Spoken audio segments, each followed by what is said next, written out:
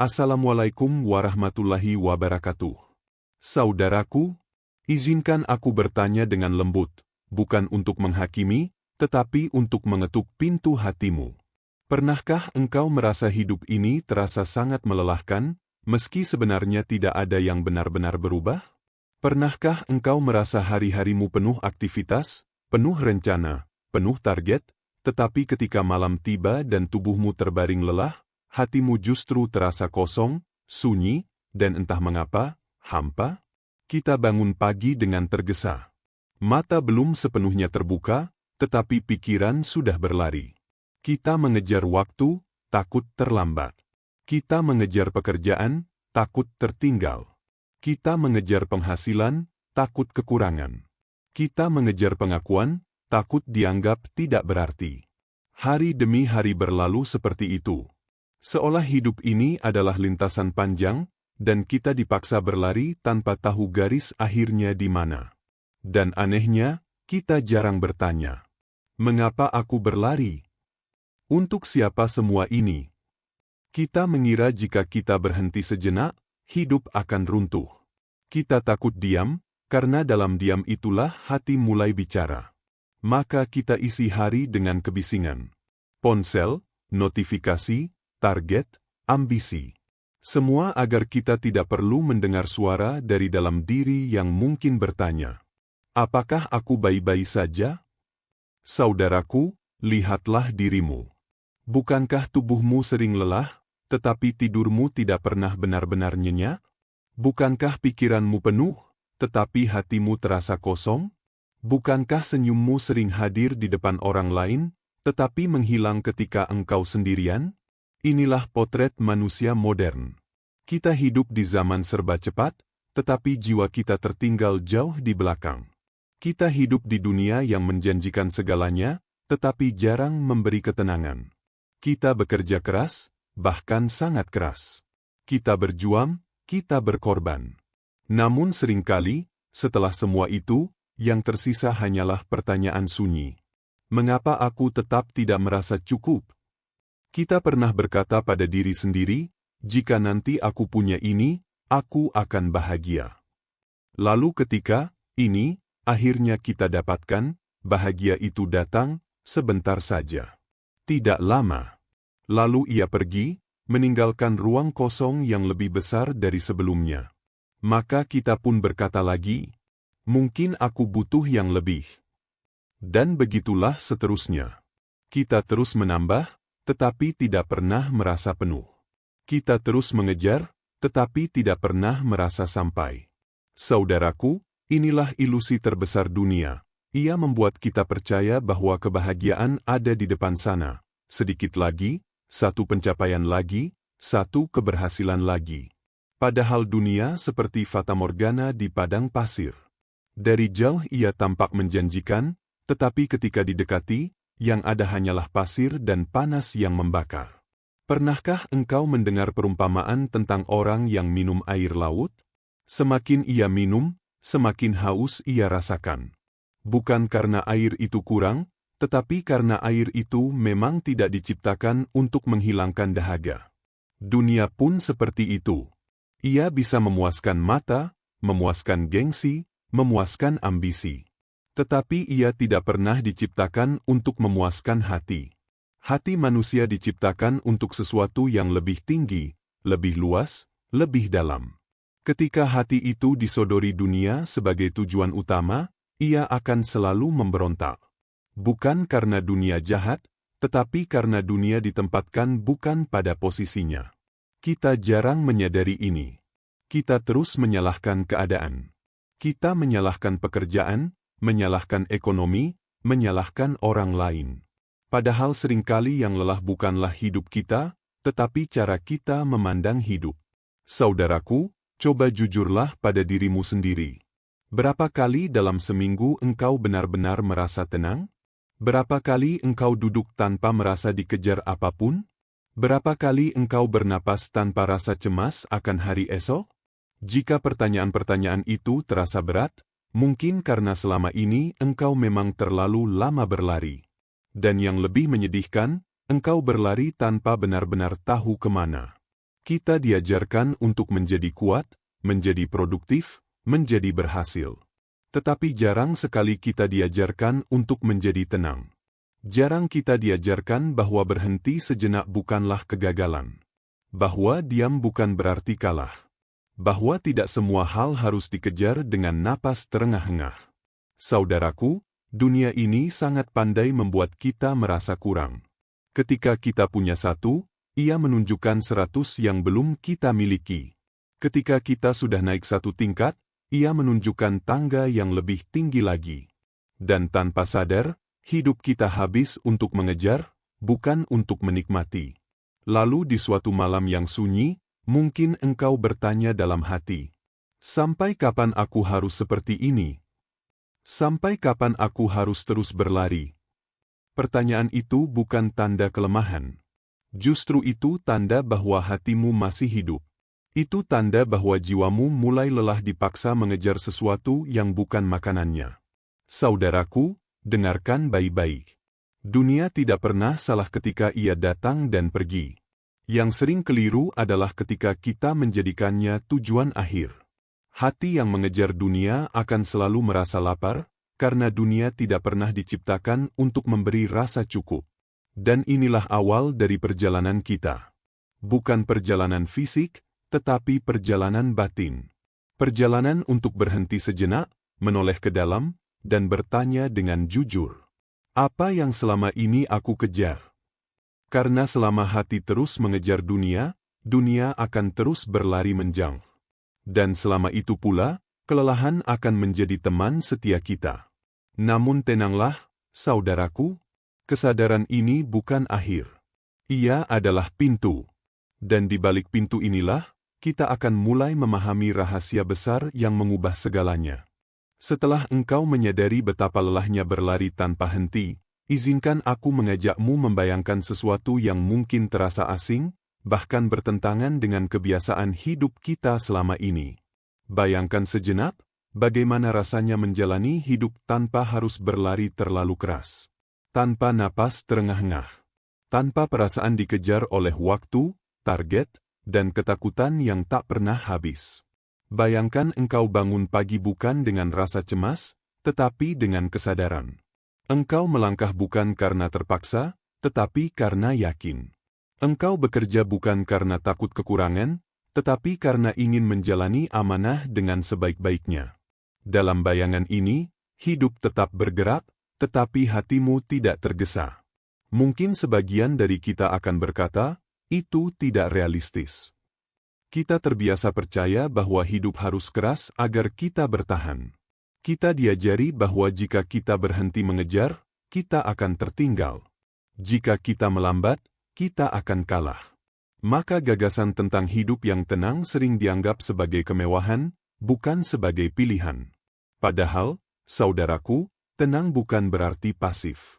Tenang bukan berarti berhenti. Tenang adalah kondisi hati, bukan keadaan dunia. Dunia boleh saja bergerak cepat, tetapi hati tidak harus ikut terguncang. Sekarang bayangkan sesuatu yang lebih dalam.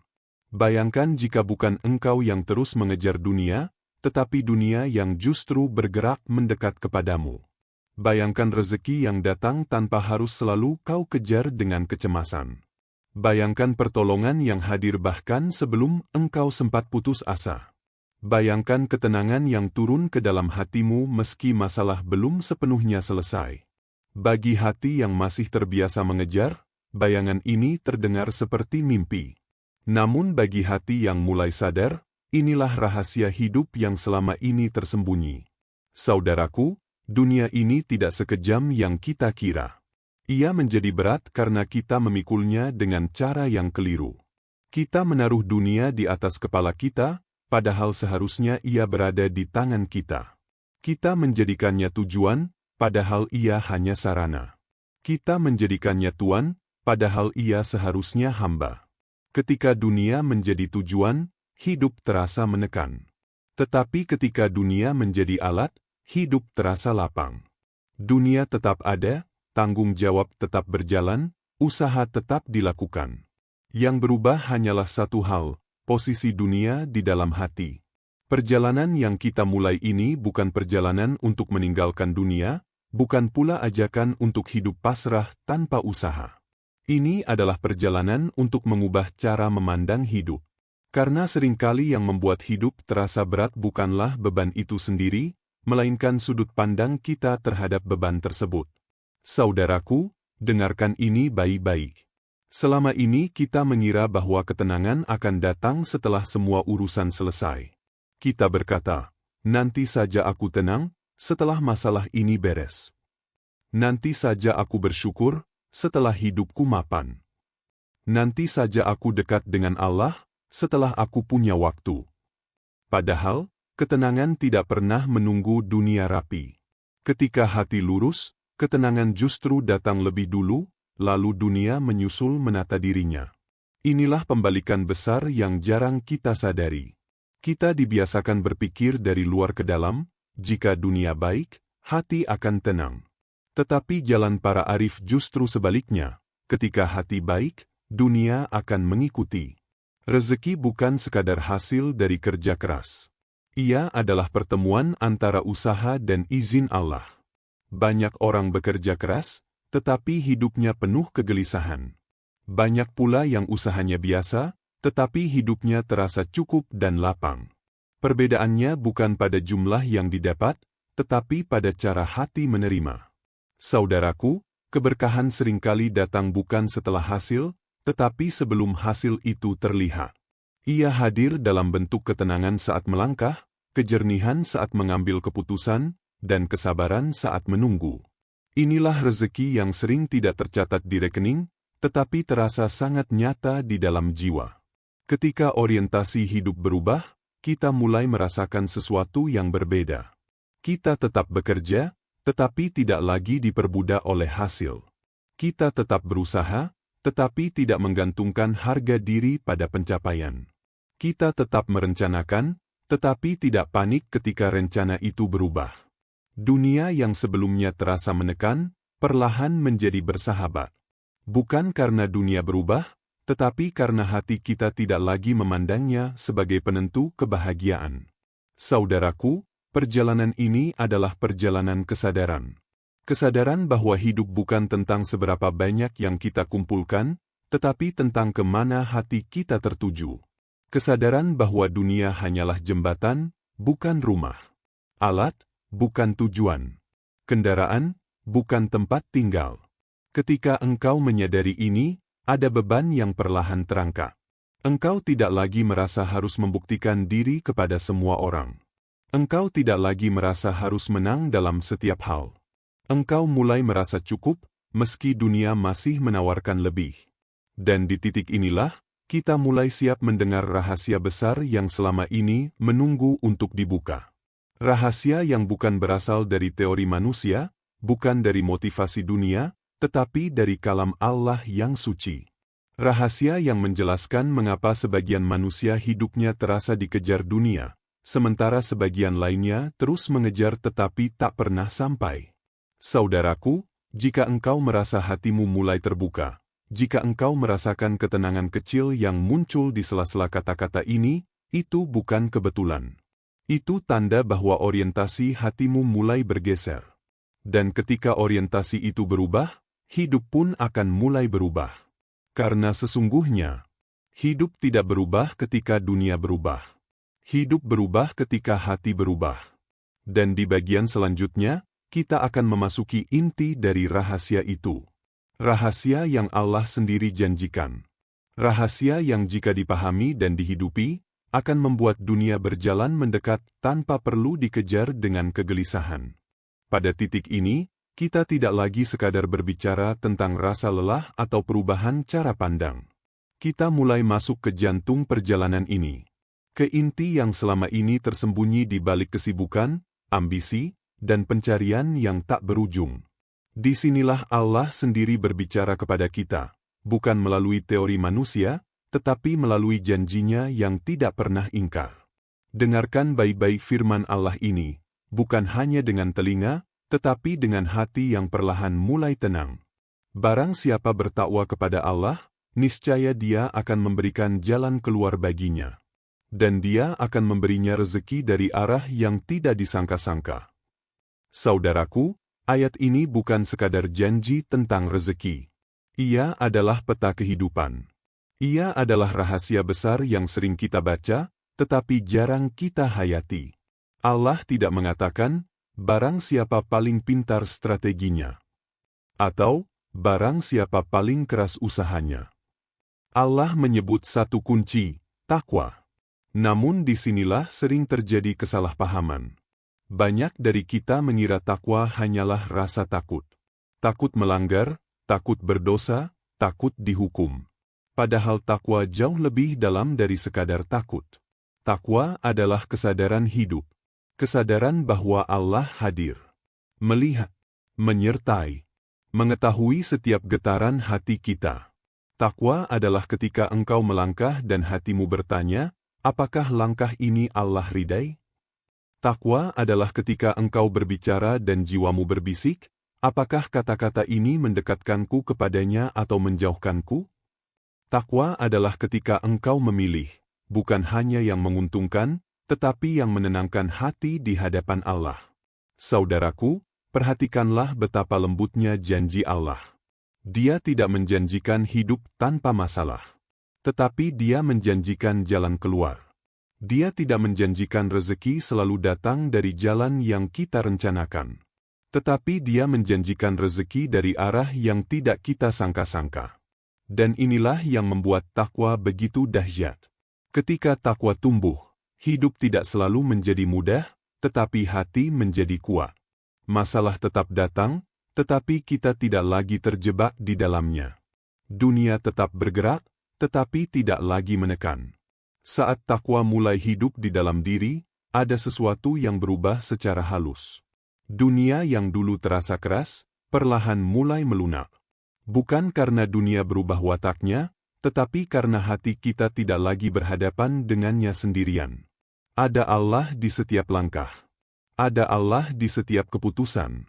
Saudaraku, inilah perbedaan besar antara hidup yang hanya mengandalkan diri sendiri dan hidup yang bersandar kepada Allah. Ketika kita hanya mengandalkan diri, setiap masalah terasa berat. Setiap kegagalan terasa seperti akhir. Tetapi ketika kita menghadirkan Allah dalam hidup, masalah berubah menjadi guru, dan kegagalan menjadi pengingat.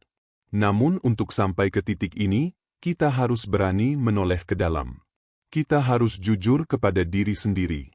Kita harus bertanya tanpa topeng, tanpa pembelaan. Apa yang sebenarnya aku kejar selama ini? Apakah aku bekerja untuk mencari ridha Allah atau hanya untuk menenangkan egoku?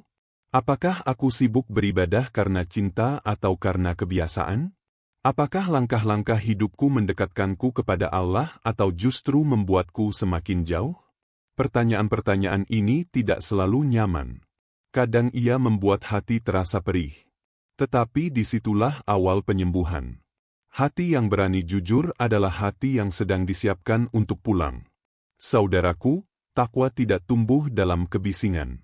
Ia tumbuh dalam jeda, dalam hening, dalam momen-momen ketika engkau berhenti sejenak dari dunia dan duduk bersama dirimu sendiri. Tanpa musik, tanpa layar, tanpa tuntutan. Hanya engkau dan hatimu di hadapan Allah. Di dalam hening itu, suara hati yang selama ini tenggelam mulai terdengar. Suara yang lembut tetapi tegas. Ia berkata, pulanglah. Bukan pulang secara fisik, tetapi pulang secara batin. Pulang dari ketergantungan berlebihan pada dunia. Pulang dari kelelahan mengejar pengakuan. Pulang kepada Allah. Saudaraku, kembali kepada Allah bukan berarti meninggalkan dunia. Ini penting untuk dipahami. Banyak orang takut mendekat kepada Allah karena mengira mereka harus melepaskan segalanya.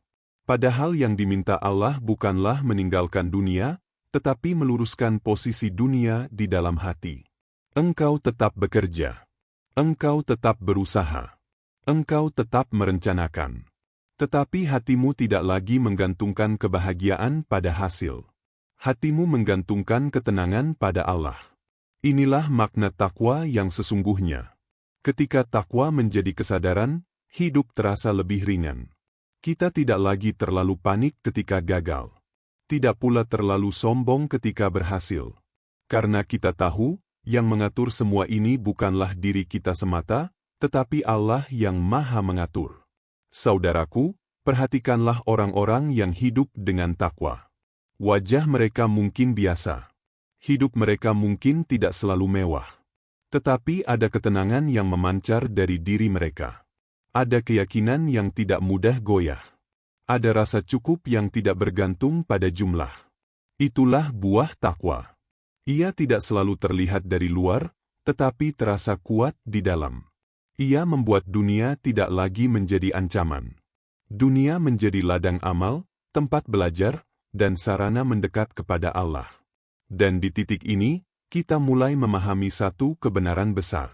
Takwa mengubah arah hidup tanpa harus meninggalkan dunia. Ia mengubah cara kita melangkah, bukan jalan yang kita lalui. Ia mengubah orientasi hati, bukan aktivitas lahiriah. Saudaraku, jika sampai di sini engkau merasa hatimu sedikit lebih tenang, itu bukan kebetulan. Itu adalah tanda bahwa Allah sedang membuka pemahaman. Dan ketika pemahaman itu tumbuh, perjalanan ini akan masuk ke fase yang lebih dalam. Fase kembali ke hati, memurnikan niat, dan membersihkan tujuan. Dan itulah yang akan kita masuki di bagian berikutnya. Setelah kita mengenal takwa sebagai kesadaran hidup, kini perjalanan ini membawa kita ke ruang yang lebih dalam. Ruang yang sering kita hindari karena terlalu sunyi, terlalu jujur, dan terlalu dekat dengan diri kita sendiri. Ruang itu adalah hati. Disinilah segala sesuatu bermula, dan disinilah pula arah hidup kita ditentukan. Banyak orang berkata, "Aku ingin kembali kepada Allah." Namun seringkali, yang terlintas di benak mereka adalah gambaran tentang meninggalkan dunia, menghentikan usaha, atau menjauh dari kehidupan. Padahal kembali kepada Allah bukanlah tentang berhenti melangkah, melainkan tentang meluruskan arah langkah. Dunia tetap dihadapi, tanggung jawab tetap dijalani, tetapi hati tidak lagi tersesat di dalamnya. Saudaraku, kembali kepada Allah adalah perubahan orientasi, bukan perubahan profesi. Engkau tetap bekerja, tetap berjuang, tetap memikul amanah. Namun kini engkau tidak lagi menggantungkan makna hidupmu pada hasil. Engkau tidak lagi menaruh harga dirimu pada pujian manusia. Engkau tidak lagi membiarkan dunia menentukan nilai dirimu. Dan ketika orientasi ini mulai bergeser, sesuatu yang sangat halus terjadi di dalam jiwa. Beban yang selama ini tidak terlihat, perlahan mulai terangkat. Kecemasan yang dulu begitu akrab, kini mulai kehilangan cengkeramannya. Ketergantungan berlebihan pada dunia mulai melemah, digantikan oleh rasa percaya kepada Allah. Saudaraku, mungkin engkau pernah mengalaminya. Ada saat-saat di mana engkau tiba-tiba menangis tanpa sebab yang jelas. Tidak sedang sedih, tidak pula sedang terluka. Air mata itu jatuh begitu saja. Jangan buru-buru mengusirnya. Jangan merasa aneh. Karena seringkali, itu adalah tanda bahwa hati sedang dibersihkan.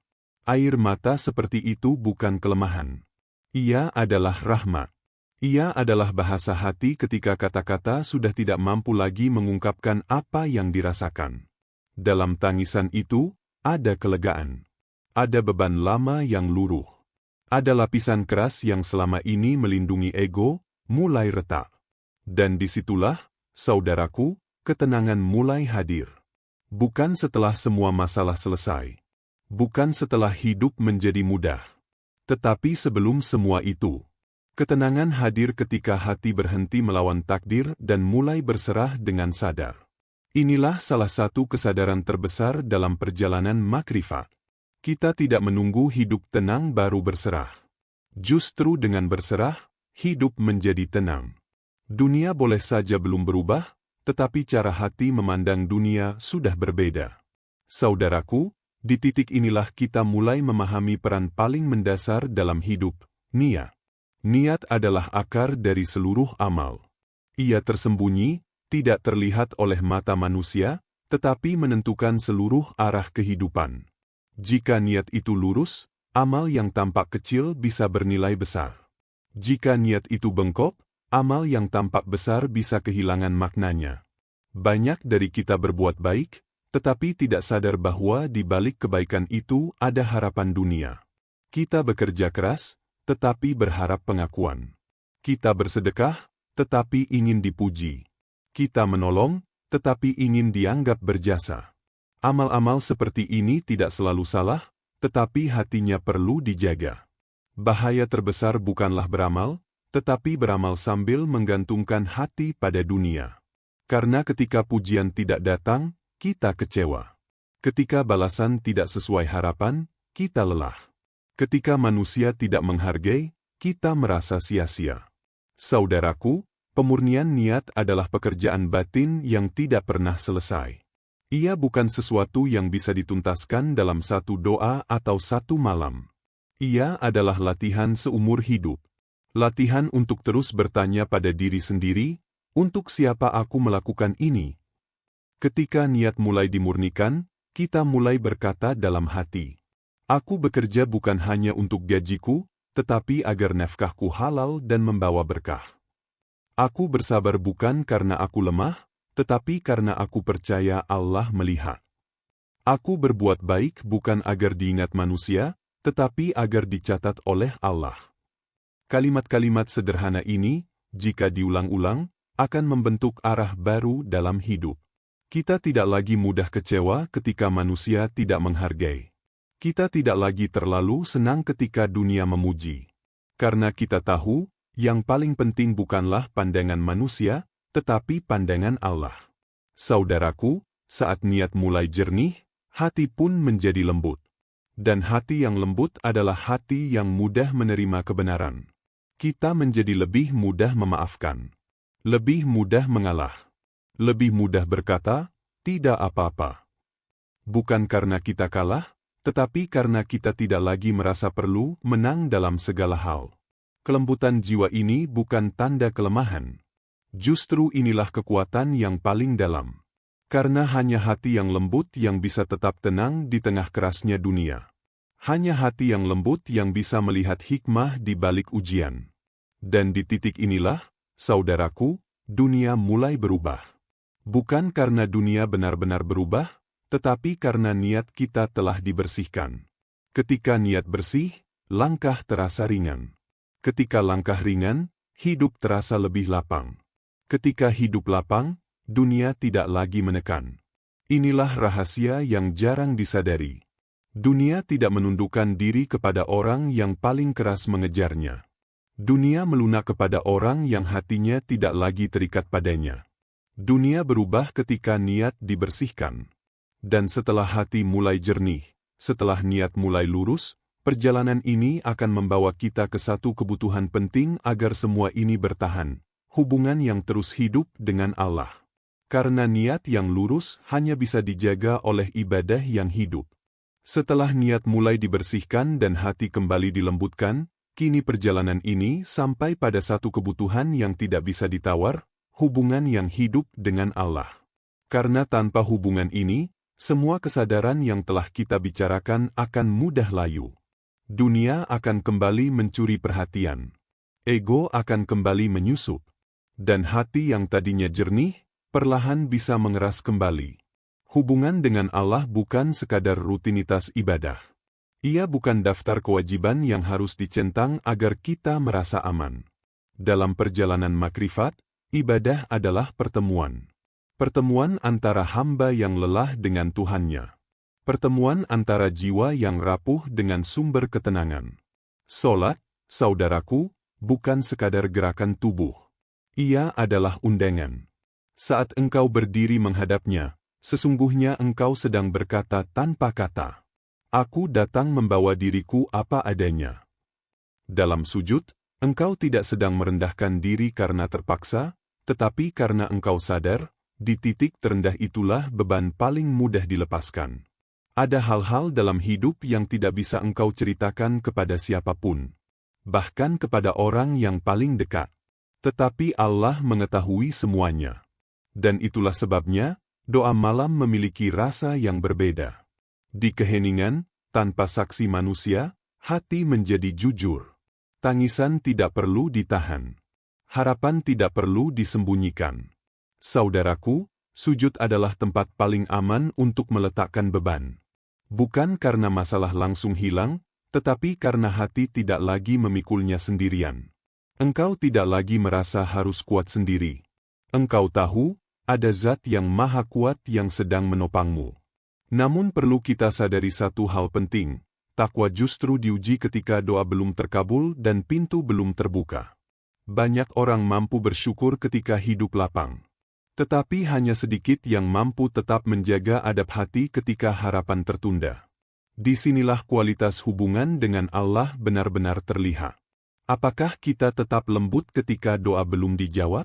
Apakah kita tetap husnuzan ketika jalan terasa sempit? Apakah kita tetap bersujud ketika tidak ada kepastian? Sabar, saudaraku, bukan berarti pasrah tanpa rasa. Sabar adalah menahan hati agar tidak protes kepada Allah. Ia adalah kemampuan untuk tetap menjaga adab, meski jiwa sedang bertanya-tanya. Dan syukur yang sejati bukan hanya ucapan saat menerima, tetapi ketenangan hati saat belum diberi.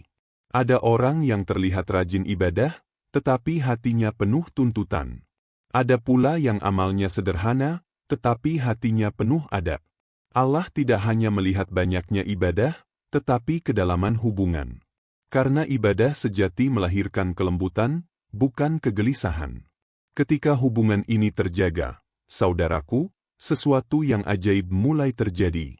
Dunia perlahan tunduk. Bukan karena engkau menjadi kuat, tetapi karena Allah yang menolong. Jalan yang tadinya buntu, tiba-tiba terbuka. Hati orang lain yang tadinya keras, tiba-tiba melunak. Rezeki datang dari arah yang tidak disangka.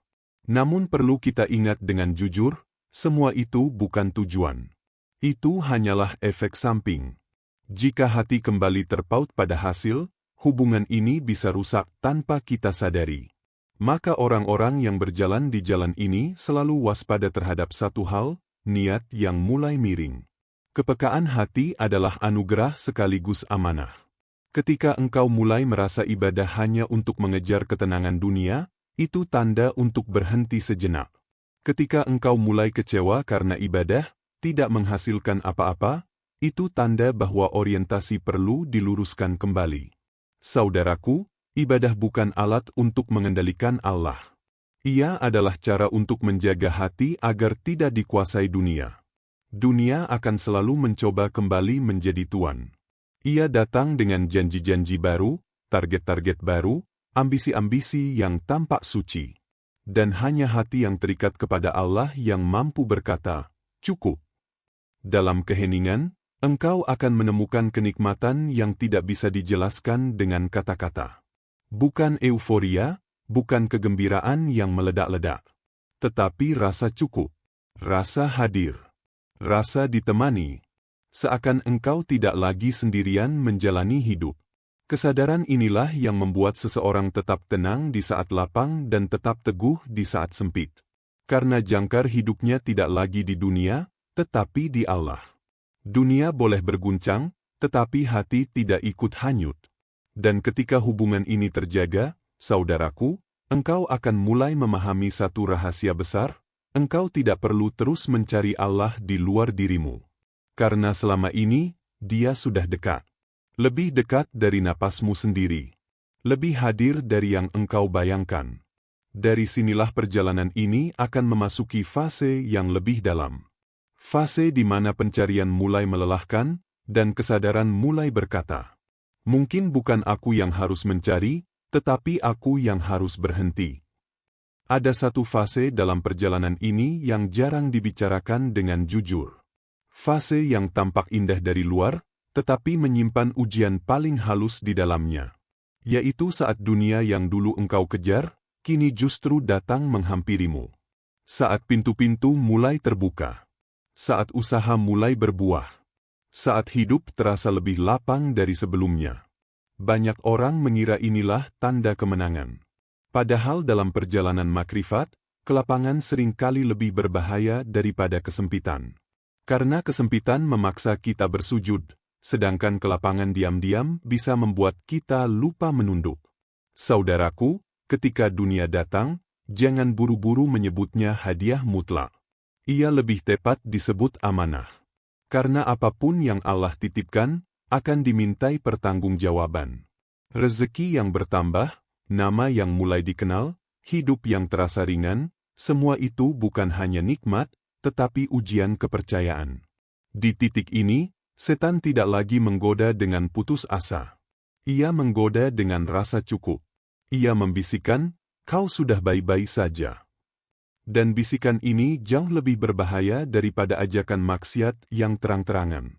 Karena ia datang dengan wajah syukur palsu. Perlahan, tanpa disadari, sujud menjadi lebih singkat. Doa menjadi lebih jarang.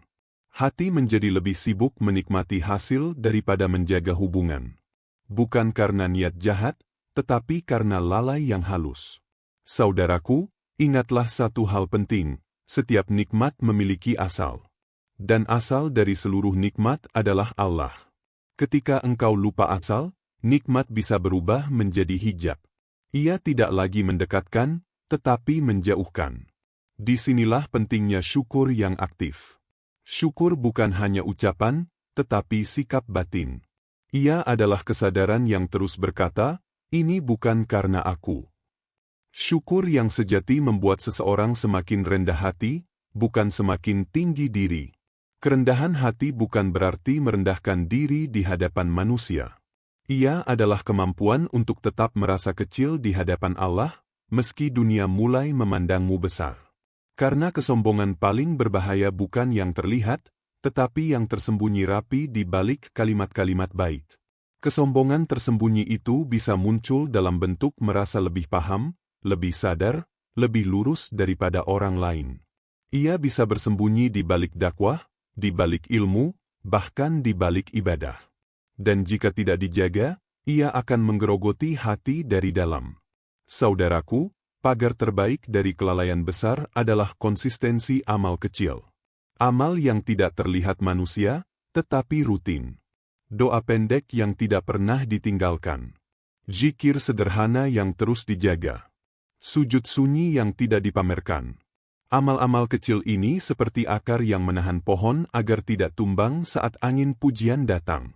Tanpa akar, pohon yang tinggi justru paling mudah roboh. Ingatlah, dunia hanyalah ladang. Ia tempat menanam, bukan tempat menetap. Ia adalah kendaraan, bukan tujuan. Kendaraan yang baik akan membawamu mendekat. Tetapi jika engkau terlalu mencintai kendaraan, engkau bisa lupa kemana seharusnya pergi. Saudaraku, orang-orang yang benar-benar mengenal Allah tidak takut miskin dan tidak mabuk saat kaya. Karena bagi mereka, yang paling berharga bukan keadaan, tetapi kehadiran Allah dalam setiap keadaan. Kelapangan bukan tanda bebas lalai. Ia adalah ujian kepercayaan. Apakah engkau tetap menjaga adab ketika tidak lagi terdesak? Apakah engkau tetap bersujud ketika tidak lagi terhimpit? Jika engkau mampu menjawab ujian ini dengan kerendahan hati, maka kelapangan akan menjadi sarana. Ia akan mempercepat langkahmu, bukan mengalihkan arahmu. Dan ketika dunia telah diletakkan pada tempatnya, bukan di hati tetapi di tangan, perjalanan ini akan sampai pada satu kesadaran paling sunyi dan paling jujur. Kesadaran di mana pencarian berhenti, dan pertemuan terjadi. Pada titik ini, perjalanan panjang yang kita lalui bukan lagi tentang mencari jawaban di luar diri. Ia telah membawa kita ke satu kesadaran yang hening namun kokoh. Dunia hanyalah cermin dari kondisi hati. Dunia tidak pernah berdiri sendiri. Ia memantulkan apa yang ada di dalam batin kita. Ketika hati gelisah, dunia terasa sempit. Ketika hati rakus, dunia terasa kurang. Ketika hati tenang, dunia pun ikut melunak. Bukan karena dunia benar-benar berubah, tetapi karena cara kita hadir di dalamnya telah berubah. Inilah rahasia yang pelan-pelan disingkap oleh perjalanan makrifat. Hati yang mengejar Allah, tidak pernah kekurangan dunia. Dan hati yang mengejar dunia, sering kehilangan Allah, meski dunia berada di genggaman. Saudaraku, saat orientasi hati telah kembali kepada Allah, dunia berhenti menjadi tuan. Ia turun derajat, kembali ke tempatnya yang semestinya, sebagai pelayan. Ia melayani perjalanan, bukan mengatur arah. Ia membantu langkah, bukan menentukan tujuan. Di titik ini, ketenangan tidak lagi dicari, ia memancar. Ketenangan menjadi cahaya yang memengaruhi sekitar. Orang-orang merasa damai saat duduk bersama. Kata-kata terasa meneduhkan. Kehadiran tidak menuntut, tidak mendominasi, tidak ingin menang sendiri. Inilah ciri orang yang hatinya telah berpulang. Ia tidak sibuk membuktikan apapun. Ia tidak tergesa-gesa menghakimi siapapun. Ia cukup sibuk menjaga adab di hadapan Allah. Saudaraku, semakin dekat seseorang kepada Allah, semakin kecil keinginannya untuk menjadi pusat perhatian. Ia tidak ingin dilihat, tetapi ingin bermanfaat. Ia tidak ingin diagungkan, tetapi ingin menjadi jalan kebaikan. Karena ia sadar, jika Allah menghendaki kebaikan sampai kepada seseorang, Allah akan memilih perantara. Dan betapa beruntungnya hamba yang dipilih untuk menjadi perantara itu, tanpa harus dikenal namanya. Maka ketika dunia mendekat, ketika peluang terbuka, ketika kemampuan diperluas, hati yang telah matang tidak berkata, "Aku hebat." Ia berkata pelan, "Ini amanah." Dunia mendekat bukan untuk menaikkan derajat ego, tetapi untuk memperluas manfaat. Untuk menjangkau lebih banyak jiwa. Untuk menghadirkan rahmat dalam lingkup yang lebih luas. Jika di titik ini kesombongan masih tumbuh, itu tanda perjalanan belum selesai. Saudaraku, puncak hidup bukan saat dunia datang. Puncak hidup adalah saat hati tetap bersama Allah, meski dunia datang berbondong-bondong. Ketika engkau mampu memegang dunia tanpa memeluknya. Ketika engkau mampu menggunakan dunia tanpa menyembahnya. Ketika engkau mampu berjalan di tengah hiruk-pikuk, namun hatimu tetap sunyi bersamanya. Disitulah makrifat bukan lagi konsep, tetapi keadaan hidup. Dan kini, sebelum perjalanan ini benar-benar kita tutup, marilah kita tundukkan hati dalam sebuah doa. Bukan doa yang panjang, tetapi doa yang jujur. Doa yang keluar dari kedalaman jiwa. Ya Allah, jangan Engkau jadikan dunia tujuan kami. Dan jangan Engkau jadikan ia penguasa hati kami. Jika Engkau beri kami kelapangan, jadikan ia sarana untuk bersyukur dan melayani. Jika Engkau beri kami kesempitan, jadikan ia jalan untuk berserah dan kembali. Bersihkan niat kami saat kami bekerja. Lembutkan hati kami saat kami diuji. Dan jaga kami saat kami merasa berhasil. Jangan biarkan kami mengenalmu hanya dengan lisan, tetapi perkenankan kami merasakan kedekatan MU. Dalam setiap tarikan napas dan langkah kehidupan. Cukupkan kami dengan Engkau, agar dunia tidak lagi menguasai kami. Saudaraku, perjalanan ini tidak berhenti di sini. Justru ia baru benar-benar dimulai ketika kajian ini selesai, dan engkau kembali ke kehidupan sehari-hari. Ke tempat engkau bekerja, ke rumahmu, ke kesendirianmu, ke keputusan-keputusan kecil yang sering luput dari perhatian. Di sanalah makrifat diuji. Bukan di kata-kata indah, tetapi di adab harian. Jika kisah ini menyentuh hatimu, renungkanlah dalam diam. Jika engkau menemukan dirimu di dalamnya, itu bukan kebetulan. Dan jika engkau pernah berhenti mencari, lalu tiba-tiba merasa ditemukan, simpanlah rasa itu dengan penuh syukur. Dan bila engkau ingin berbagi perjalanan, pengalaman, atau luka yang sedang disembuhkan, semoga engkau menemukan ruang aman di sini, di suara hikmah, tempat jiwa-jiwa saling menguatkan, bukan saling meninggikan diri. Akhirnya, ingatlah satu kalimat ini.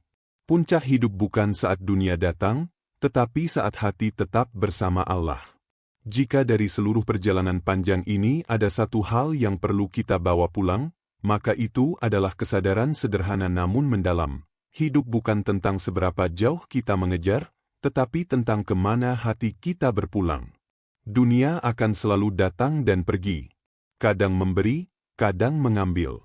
Kadang melapangkan, kadang menyempitkan.